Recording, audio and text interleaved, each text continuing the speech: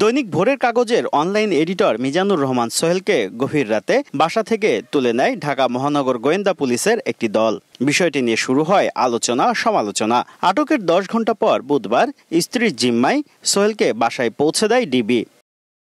এই ঘটনার সঙ্গে প্রধান উপদেষ্টার বিশেষ সহকারী ফয়েজ আহমদ তৈয়বকে জড়িয়ে কয়েকটি অনলাইন নিউজ পোর্টালে খবর ছড়িয়ে পড়ে, যাকে ভিত্তিহীন প্রচারণা বলে বিবৃতি দিয়েছে তথ্য প্রযুক্তি মন্ত্রণালয়। বিবৃতিতে বলা হয়, সাংবাদিক সোহেলের সঙ্গে বিশেষ সহকারীর ব্যক্তিগত বা পেশাগত কোনো সংশ্লিষ্টতা নেই।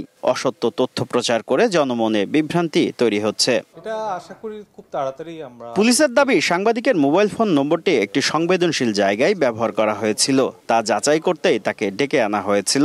আটক কথা ঠিক নয়। আটকের বিষয়টা সঠিক নয়। এখানে একটা তথ্য যাচাই বাছাইয়ের জন্য ওনাকে আনা হয়েছিল। সংবেদনশীল একটা বিষয়ে ওনার ফোন নাম্বারটা ব্যবহার করেছিল কে বা কারা, এগুলো আমরা আমাদের দৃষ্টিতে আসে এবং এটা তদন্তের এক পর্যায়ে ওনার এই বিষয়গুলো যাচাই বাছাই করার জন্য আনা হয়েছিল। পরবর্তীতে সকালবেলা তাকে তার বাসায় পৌঁছে দেওয়া হয়েছে।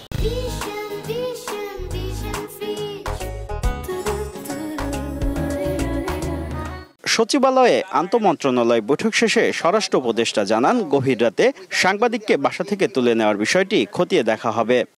আমি ইনভেস্টিগেশন করার পর হয়তো আমি জানতে পারবো, এটা আমি আগে দেখব। বিজয় দিবস উদযাপন নিয়ে উপদেষ্টা জানান, নিরাপত্তা শঙ্কা না থাকলেও এবারও হচ্ছে না প্যারেড।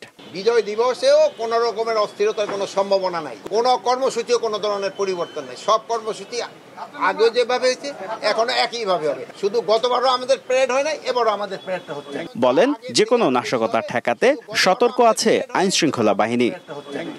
শুভ খান, সময় সংবাদ, ঢাকা।